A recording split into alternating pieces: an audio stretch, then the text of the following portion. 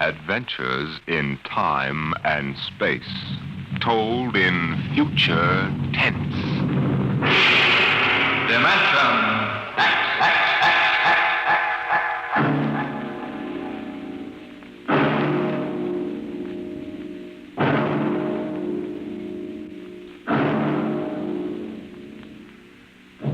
Can you predict the future? Can you tell what will come in 100 years? Or in 10? Or in the next minute? Tonight we present two ventures into the unknown. Two fantasies of the future, chosen from the works of one of our most brilliant young science fiction writers, Ray Bradbury. First, his story entitled, There Will Come Soft Rains.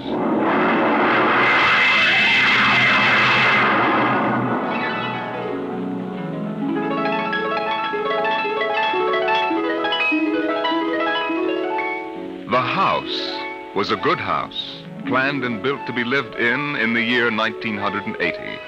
The real estate agent had told them all about it. Now, this is the bedroom. Of course, it contains all the latest devices, self-warming blankets, and, there's a brand new feature. Beds, which make themselves. Now, if you'll just step this way through the library, we can see the latest in talking book recorders, self-building fireplace, self-cleaning robot dust disposal. Oh, these little mouse-like things come out of the wall and take away all the dirt. Now, over this way. There's a complete robot kitchen, of course. Just set the menu for the week and the stove does the rest. Then there's the automatic hydroponic garden, self-sprinkling fire protection. See, the house is fully automatic. Well, you could go away for a year and it would run itself.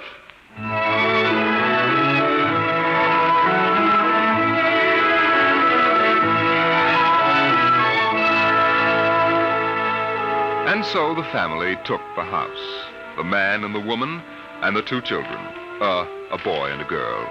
And they lived contentedly, enjoying music and poetry and the rich, warm things in life. And the house fed them and slept them and entertained them. It made a good life for them. Until one day, there were 10,000 explosions, and the world shook, and red fire and ashes and radioactivity fell from the sky. The happy time was over.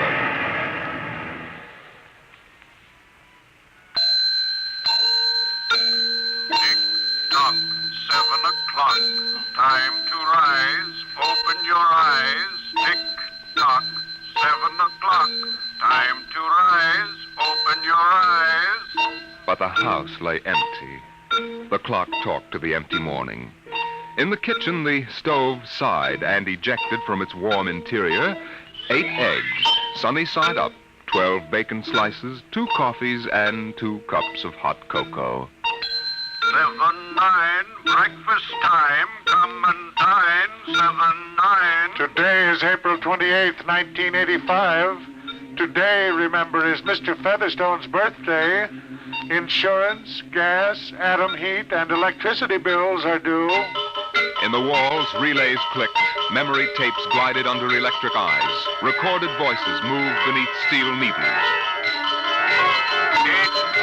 run, off to school, off to work, run, tick-tock, 8 o'clock, 8 o'clock.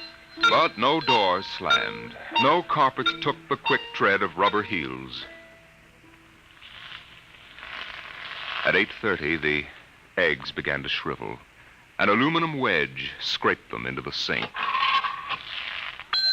9:15, time to clean. 9:15, time to clean. Out of the wall, hundreds of tiny mechanical mice darted. The rooms were acrawl with small cleaning animals, all rubber and metal. They sucked up the hidden dust and dirt and popped back into their burrows.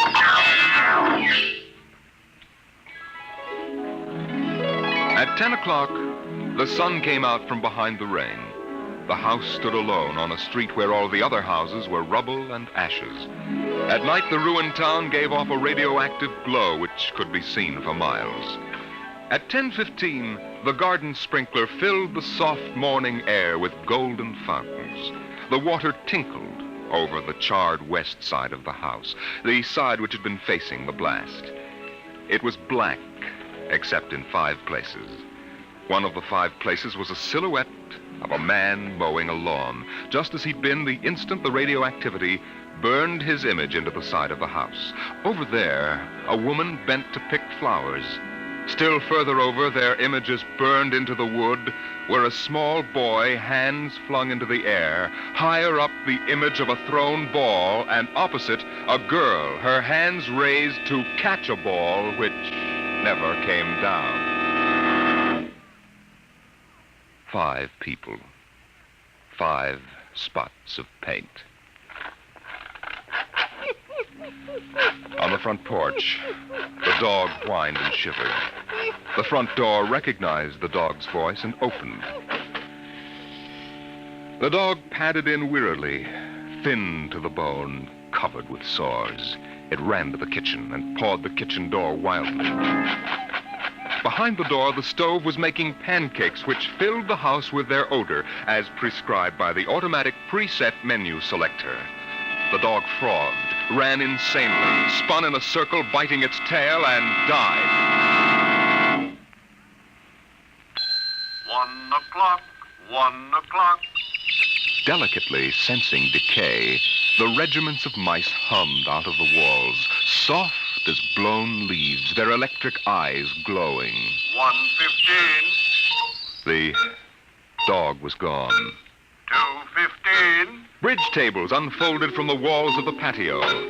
Playing cards fluttered onto pads. Martinis appeared on an oaken bench. But the tables were silent, the cards untouched. 5 o'clock, 6 o'clock, 7 o'clock, 8 o'clock, 9 o'clock. Dinner was made, ignored, flushed away. Dishes were washed. In the study, the tobacco stand produced a cigar with half an inch of gray ash upon it, smoking, waiting, waiting. The hearth fire bloomed out of nothing. 9 o'clock, 9 o'clock. The beds began to warm their hidden circuits, and the phonograph spoke from beside the fireplace. Mrs. McClelland, what poem would you like to hear this evening? Mr. McClelland? Since you express no preference, I shall select at random from among your favorites. Sarah Teasdale, There Will Come Soft Rains. There will come soft rains, and the smell of the ground, and swallows circling with their shimmering sound, and frogs in the pools singing at night, and wild plum trees in tremulous white. Robins will wear their feathery fire, whistling their whims on a low fence wire, and not one will know of war. Not one will care at last when it is done. Not one would mind, neither bird nor tree, if mankind perished utterly. And spring herself, when she woke at dawn, would scarcely know that we were gone. The phonograph finished the poem. The empty chairs faced each other between the silent walls. At 10 o'clock that evening, the house began to die. The wind blew the bough of a falling tree into the kitchen window, smashing it. A bottle of cleaning fluid crashed on the stove.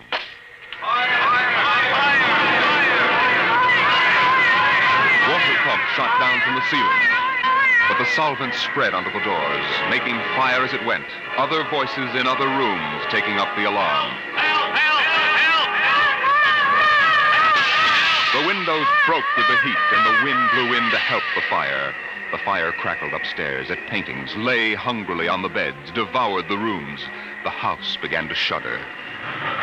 The bared skeleton began to cringe in the heat. The wires revealed as if a surgeon had torn the skin off. Voices screamed in every room. Windows snapped open and shut like undecided mouths.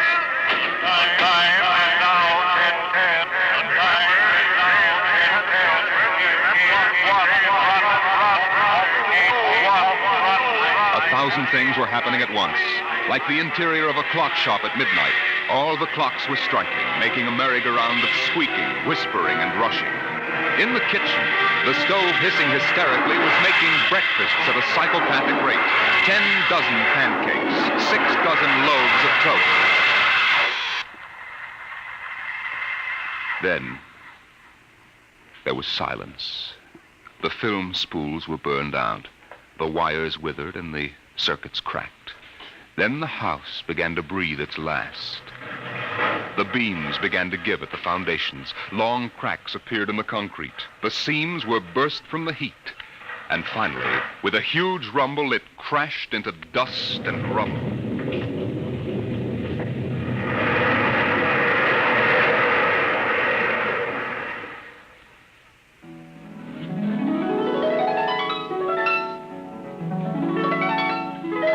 Dawn shone faintly in the east. In the ruins of the house, only one wall remained standing. And within the wall, even as the sun rose to shine upon the burning rubble, a voice spoke again and again and again.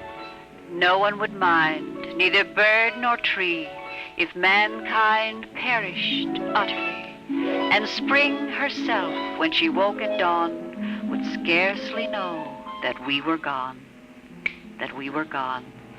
That we were gone. That we were gone. Today is April 29th, 1985. Today is April 29th, 1985. Strange are the uses of Providence. Is this how the end will come for mankind, with 10,000 explosions and a flash of radioactive gas? Or will destruction come more subtly, extended to us gently and innocently in, let's say, the hand of a child? Who knows in what manner 0 hour may arrest the world we know?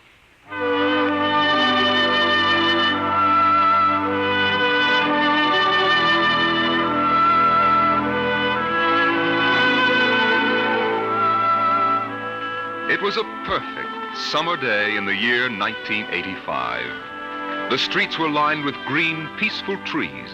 Businessmen sat in their quiet offices, taping their voices or watching televisors.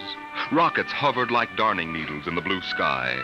There was the universal quiet conceit and easiness of men accustomed to peace, quite certain that there would never be war or trouble again.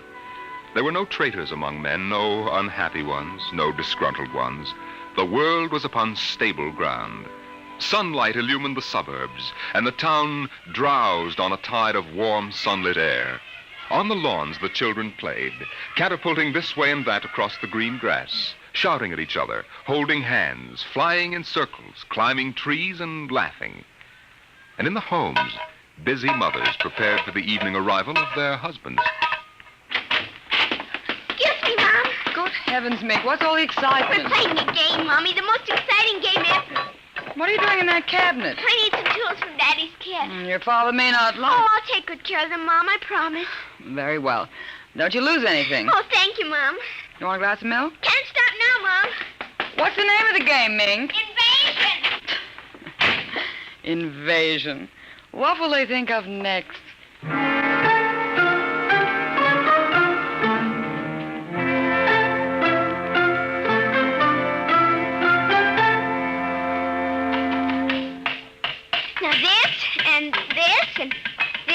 And this. Now put that there and bring that over here. Oh, no, you ninny. Now get back while I fix this. There, they want it this way, see? Here, just let me fix it. Oh, Mink, it's that smarty pants Joseph Connors. Don't let him play. He's 12 years old. Don't worry, I won't. What you playing, Mink? None of your business, smarty pants. I want to play. Can't. Why not? You're too old. Just 'cause you're only 8. No, you'd only laugh at us and spoil the invasion. Make him go away, Mink. Go away. This is my backyard. Who wants to play with you and your old fairies anyway? They aren't fairies. Nuts to you. I don't want to play anyway. Good riddance. I'm glad you didn't let him play, Mink. He'd only laugh. Now, we'd better talk to Drill and get some more instructions, Art. Now, here's your pad and pencil. Where is Drill? Drill? Here, Drill. Drill? He's in the rose bush, I think. I'll talk to him myself, and you write it down in the pad. Okay. Drill? Drill? Okay. Drill wants you to write down triangle. What's a triangle? Never mind. Drill will tell us when he wants us to know. It helps the invasion. How do you spell it? Well, I'll ask Drill. Drill, how do you spell... Here's your mother, looking out the window. Mink, Yes, Mother? who are you talking to? The rose bush, Mom. Only it's not really a rose bush. That's Drill. Who's Drill? He's planning the invasion. Oh, I see. Well, you better come in and clean up for supper. Your daddy will be home soon. In just a second, Mom. You got that, Art? See now what? 4, 9, 7, and A, and B, and X, and a fork, and some string, and a hexagonal droopy. Come on, Mink. Supper's in 10 minutes. Okay, Mom. Just a minute. I have to tell Drill. I wish we didn't have to eat, though. It holds up the invasion.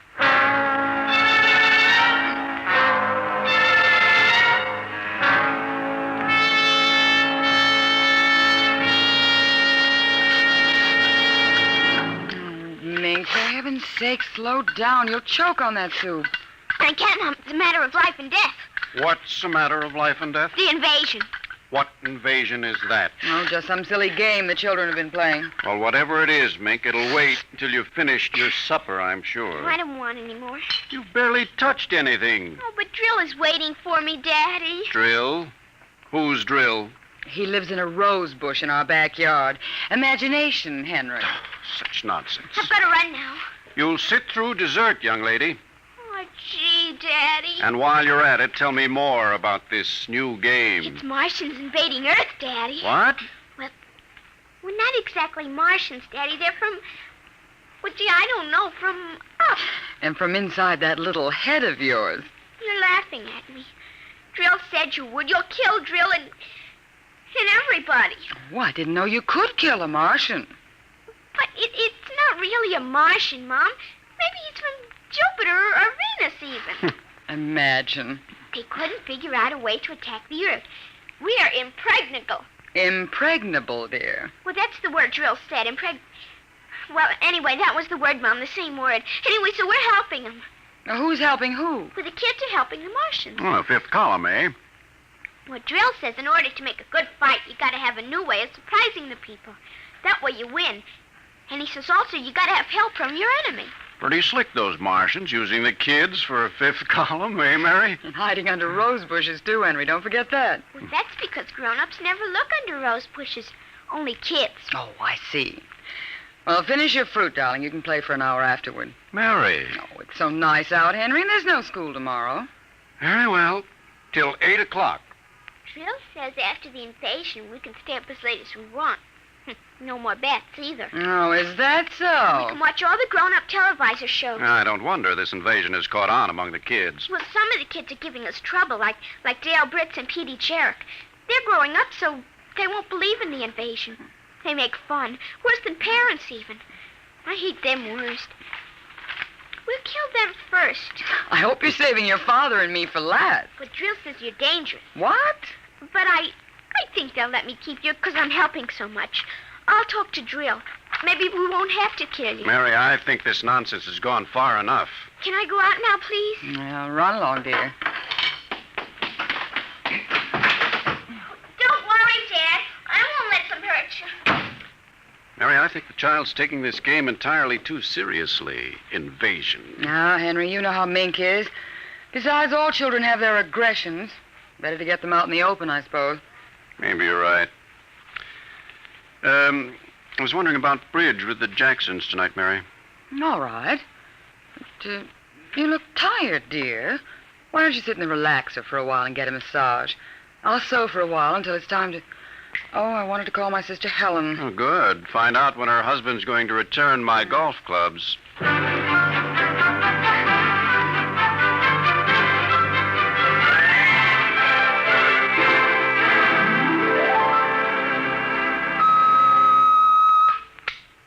Televisor. Would you please connect me with Mrs. Helen Rogerson on Channel 7 2Z, Pittsburgh, Pennsylvania?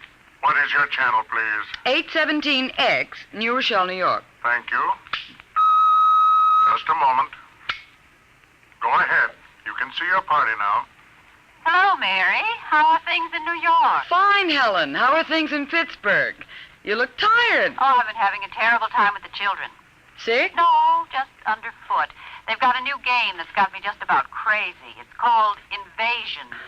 Did you say invasion? That's right. Well, isn't that strange?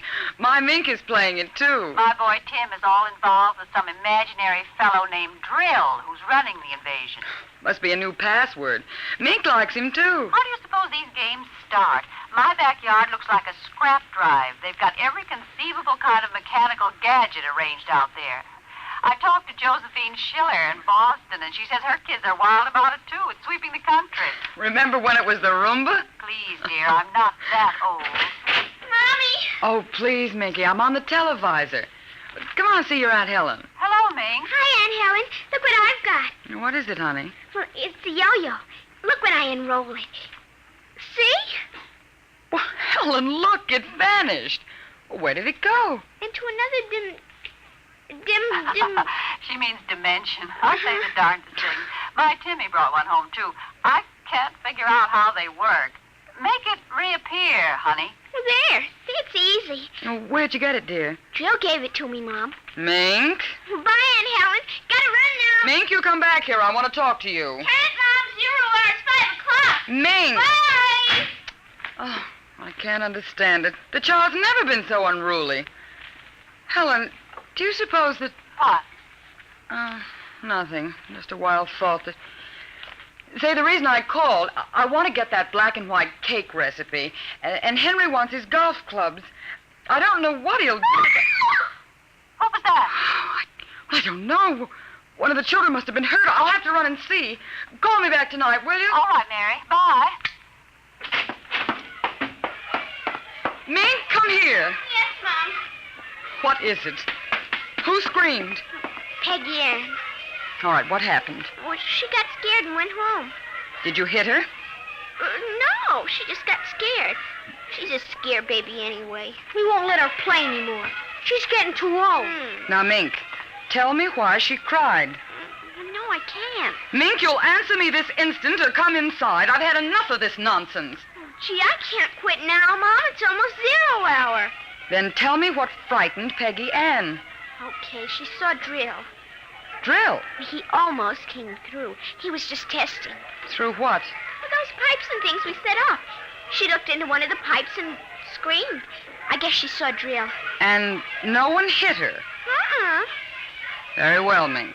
I'll call Peggy Ann's mother and see how she is. And I'll call you for your bath in half an hour. Your father and I want to go out tonight. You won't be able to go out, Mom. Why not? 0 hours, 5 o'clock, Mom.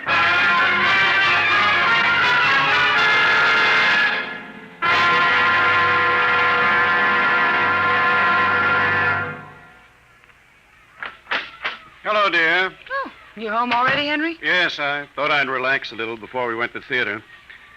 Where's the little one? Out back. Same game. Same game.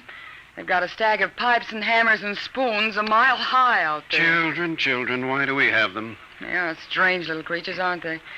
Even Mink, Henry. She's a part of us, and yet what do we really know about how she thinks and feels? Oh, I didn't mean to start a philosophic discussion. Kids are such a queer mixture of love and hate, though. Even normal, healthy kids. They need you and they're dependent on you, and yet they resent that dependence. You sound like a child psychology course I once took. I wonder if they ever really forgive the whippings and the commands we have to give them sometimes. I wonder if we ever forgot them when we were children. Look, I'd like to discuss this with you, dear, but we do have a theater date, and it's almost 5 o'clock now. What's happened to the kids? They're so quiet.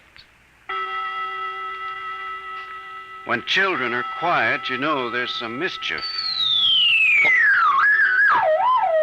What's that sound? I don't know. Those kids aren't playing with anything electrical, are they? I'm sure they aren't. At least I Just don't... the same, I'd better go out and Henry. see. Tell them to put off the invasion. What?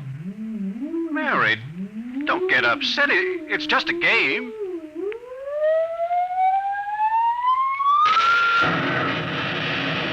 Lord, what's that? Look out the window, Mary. What is it? Where are the children? Mary, why are you shaking? What did you see? Henry, quick. Up to the attic. They aren't in the attic. Yes, the attic. Quick. Mary, come back here. Mary! Mary, don't go up. They aren't up there.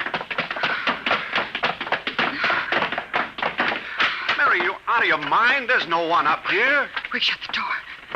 Lock it. But there's nothing up here. What is wrong with you? Mary, come to your senses. Henry, What are you talking about? I saw it through the window, Henry. It was horrible. What? It is an invasion. Well, for heaven's sake, let's get down out of this attic and talk this over sensibly. I want to find out if Mink is all right. She's all right. I saw her. She was leading them around the corner of the house. Leading who? The kids? Shh. It's nothing. Oh, listen. Huh? The front door. They're coming. Good Lord, those kids sound like 50 men with boots on. Oh, not men. Oh, please, God, don't let them find us. Don't let them, please. I don't understand. Who's there? Shh, don't shout down here. Who's down there? I demand that you answer me. They're coming. The whole house is shaking. Who? Who's there? Please, be quiet, Henry. They might go away.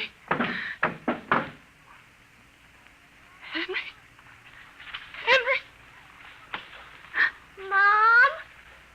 Dad? Are you in the attic? Henry, listen. It's Mink. Mink. We've got to save her. Henry, you don't understand. She's leading them. What? She's leading them. She's on their side. Oh, please, God, forgive them. Children on their side? Oh, she told us, but we wouldn't believe her. Henry, they're coming out! Mom? Dad, we know you're in there. Well, I guess you better melt the lock, Trill. Henry, the lock! It melted! The door! Oh, dear God! Mom? Dad? Oh, I see you now. Peek-a-boo!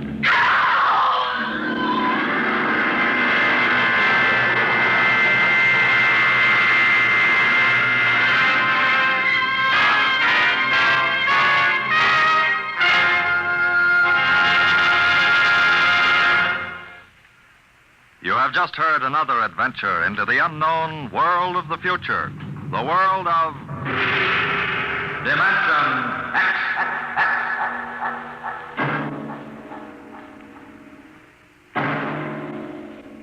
Next week, Destination Moon, a preview of the movie which is soon to have its world premiere in New York, telling the Robert Heinlein story of man's first trip to the moon.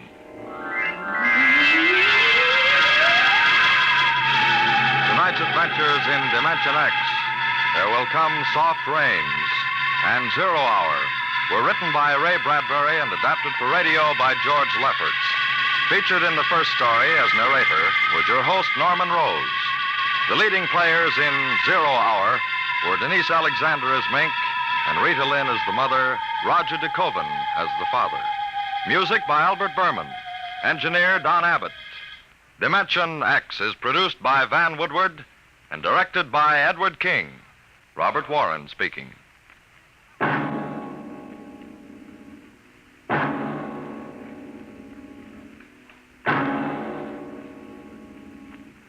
Programs. Get your programs here. For a new thrill in detective listening, join the Saint tomorrow as he reaps a harvest of criminals in a thrilling adventure with the underworld. Make the Saint a Sunday listening habit and keep tuned thereafter for adventures of the greatest detective of them all, Sam Spade. Tomorrow, hear High Adventure, Now Truth or Consequences on NBC.